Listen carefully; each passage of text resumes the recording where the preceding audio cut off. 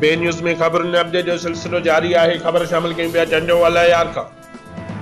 झंडो मरी जे ट्रासोरी थाने जे हद वारे ॻोठ इस्माइल खान लुंड में पुलिस जी वॾी नफ़रीअ सां चढ़ाई। वॾे तादाद में चोरीअ जो सामान हथ। डीएसपी झंडो मरी महबूब हुसैन लुंड जी सरबराहीअ में वॾी नफ़री साण करे कार्रवाई। शिकतान वारी सूरतहाल। ॻोठ इस्माइल खान लुंड में ज़िले जे 5 थाननि जी नफ़री पहुची वई। सर्च ऑपरेशन जारी। 2 घुरबल ॾुआरी पिणु गिरफ़्तार किया विया ज़रिया।